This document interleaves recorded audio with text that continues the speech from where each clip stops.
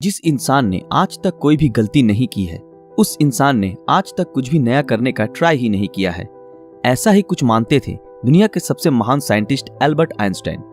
14 मार्च 1879 Germany के उल्म शहर में एक यहूदी परिवार में पैदा हुए थे सर एल्बर्ट आइंस्टाइन। उनके पैदा होने के बाद डॉक्टर्स ने नोटिस किया कि उनका सर नॉर्मल बच्चों के मुकाबले काफी बड़ा था और वो एक एबनॉर्मल बच्चे के रूप में जन्मे थे। इसके बावजूद भी उनका दिमाग इतना तेज था कि आज तक कोई भी उनका मुकाबला नहीं कर पाया। आज 60 साल हो गए आइंस्टाइन हमें छोड़ के चले गए हैं, लेकिन आज भी साइंस उनकी थीसिस के बिना कमजोर है। तो यही वजह है कि हर कोई उनके दिमाग के बारे में जानना चाहता है कि आखिर उनके ब्रेन में ऐसा क्या था जो कि उन्हें इस मुकाम तक लेकर आया कि आज उन्हें दुनिया भर में ग्रेटेस्ट साइंटिस्ट के नाम से जाना जाता है। क्या उनके ब्रेन में कोई सुपरनैचुरल पार्ट्स थी? तो आज हम इस वीडियो में इसी विषय के ऊपर चर्चा करेंगे। दरअसल जब एल्बर्ट आइंस्टाइन का जन्म हुआ था तब उनका सर किसी भी नॉर्मल बच्चे से ज्यादा बड़ा था। नॉर्मली बच्चे 1 या 2 साल की उम्र में बात करना सीख जाते हैं, लेकिन आइंस्टाइन 4 साल की उम्र तक बिल्कुल भी बात नहीं कर पाते थे। मगर एक दिन जब वो अपने माता पिता के साथ रात के खाने पर बैठे थे तो अचानक आइंस्टाइन ने कहा, सूप बहुत ही गर्म है। अपने बेटे को इस तरह एकदम साफ बोलता सुन उनके पेरेंट्स हैरान हो गए और खुश भी हुए। लेकिन बाद में जब उनसे पूछा गया कि अब तक तुम क्यों कुछ नहीं बोलते थे, तो आइंस्टाइन ने अजीब से जवाब दिया कि अब तक तो सब कुछ सही था।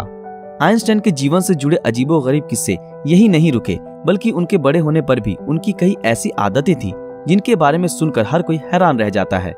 जैसे कि एल्बर्ट आइंस्टाइन को डेट्स और फोन नंबर याद रखने में प्रॉब्लम होती थी, यहाँ तक कि उन्हें खुद का टेलीफोन नंबर भी याद नहीं रहता था।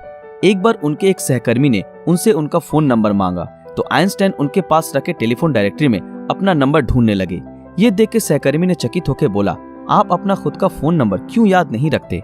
तो आइंस्टाइन ने उनको कहा कि किसी ऐसी चीज को भला क्यों मैं याद रखूं जो मुझे किताबों में ढूंढने से मिल जाती है। आइंस्टाइन कभी भी जूतों के अंदर मोजे नहीं पहनते थे, क्योंकि उनकी टांगों की उंगलियां इतनी बड़ी थी कि बचपन में हमेशा टांगों की उंगलियों की वजह से मोजे में छेद हो जाते थे। इसलिए उन्होंने मोजा पहनना ही छोड़ दिया। यहाँ तक कि वो अपने जूतों के फीते भी दूसरों से बंधवाते थे, क्योंकि उन्हें जूते के फीते बांधना भी नहीं आता था। दोस्तों, आइंस्टाइन हमेशा कहते थे कि मेरे अंदर कोई खास चीज नहीं है, पर मैं तो केवल एक ऐसा इंसान हूँ जिसमें क्यूरियोसिटी कूट कूट कर भरी हुई है।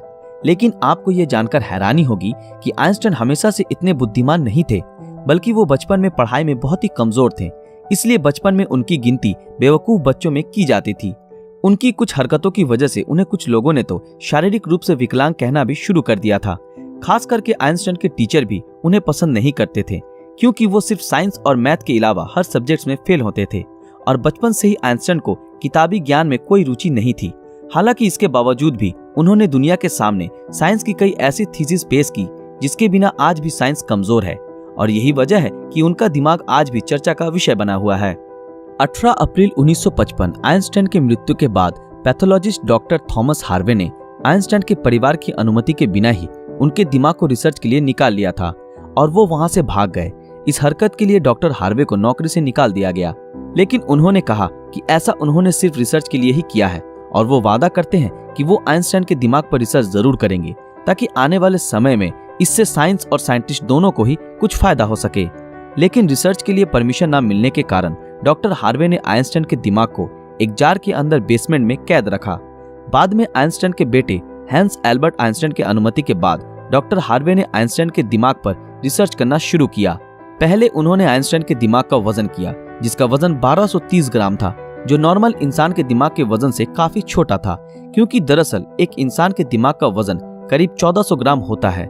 इसके बाद डॉक्टर हार्वे ने आइंस्टाइन के ब्रेन को 240 भागों से टुकड़े किए और उन टुकड़ों को दुनिया भर के मशहूर रिसर्चर्स के पास भेज दिया ताकि वो अच्छे से देख सके कि आखिर आइंस्टाइन के दिमाग में ऐसा क्या था जो बाकी आम इंसानों में नहीं था। और उसके बाद डॉक्टर हार्वे ने आइंस्टाइन के ब्रेन टिश्यूज के 1000 माइक्रोस्कोपिक स्लाइड्स बनाए, जिससे आइंस्टाइन के दिमाग की अच्छी तरह से जांच हो सके। रिसर्च के दौरान ये पाया गया कि आइंस्टाइन के ब्रेन में आम इंसानों से ज्यादा सेल्स थी। आइंस्टाइन के दिमाग का सेरिब्रल कॉर्टेक्स नाम का हिस्सा एक आम इंसान के दिमाग के मुकाबले काफी अलग था। दरअसल ये सेरिब्रल कॉर्टेक्स दिमाग का एक जरूरी हिस्सा होता है जो सबसे जटिल दिमागी प्रोसेस के लिए मेन फैक्टर होता है, और यही ऐसा हिस्सा होता है जो अजीबोगरीब तरीकों से विकसित होता है। और साइंटिस्टों का मानना है कि यही वजह थी कि उनका दिमाग बहुत ही असाधारण सोचता था। जब साइंटिस्टों ने आइंस्टाइन के ब्रेन को फर्दर एग्जामिन करना शुरू किया तो वो बिल्कुल हैरान रह गए कि उनके ब्रेन में रिंकल पैरिएटल ओपेरिकुलम मिसिंग है, जिसके कारण उनके ब्रेन की पैरिएटल लोब का साइज नॉर्मल ब्रेन से 20% ज्यादा बड़ा था। साइंटिस्टों का कहना है कि यही वजह है कि आइंस्टाइन की मैथमेटिकल स्किल और चीजों को इमेजिन करने की पावर नॉर्मल ब्रेन से ज्यादा थी और उनके दिमाग में न्यूरॉन्स की डेंसिटी 17% ज्यादा थी, जिस वजह से आइंस्टाइन को ज्यादा ब्रेन पार्ट मिलती थी। साइंटिस्ट के मुताबिक इसी वजह से आइंस्टाइन का कंसंट्रेशन और दूरदर्शिता औरों से कई ज्यादा था। साइंटिस्ट कहते हैं कि आइंस्टाइन के ब्रेन में ज्यादा फोल्ड थी, जो उनकी इंटेलिजेंसी का और एक कारण था। आइंस्टाइन का दिमाग 46 टुकड़े के रूप में अमेरिका के फिलाडेल्फिया शहर के मटर म्यूजियम में प्रिजर्व किया गया है। दोस्तों, आज साइंस ने कितनी तरक्की कर ली है, लेकिन इसके बावजूद आज भी आइंस्टाइन के दिमाग और इंटेलिजेंसी एक पहेली बनी हुई है। लेकिन साइंटिस्टों को आशा है कि फ्यूचर में किसी बेहतरीन टेक्निक के जरिए आइंस्टाइन के दिमाग को और भी बेहतर तरीके से जानने में कामयाबी हासिल होगी। डॉक्टर थॉमस ने आइंस्टाइन के दिमाग के साथ जो कुछ भी किया, क्या वो सही था या गलत? इस बारे में आपकी राय हमें कमेंट में जरूर बताएं। दोस्तों, आज के लिए बस इतना ही। आशा करते हैं आप लोगों को ये वीडियो पसंद आया होगा। तो फिर मिलेंगे अगले वीडियो में ऐसे ही किसी मजेदार विषय के साथ। अगर आप ऐसे ही और वीडियो देखना चाहते हो तो हमारे इस चैनल को सब्सक्राइब करके बेल आइकन ऑन कर दें, ताकि जब भी कोई नया वीडियो आए आप तक नोटिफिकेशन पहुंच जाए। अगर ये वीडियो आप लोगों को अच्छा लगा तो इस वीडियो को लाइक, कमेंट और ज्यादा से ज्यादा शेयर जरूर करें। तो मिलते हैं आपके साथ अगले वीडियो में, तब तक के लिए शुक्रिया।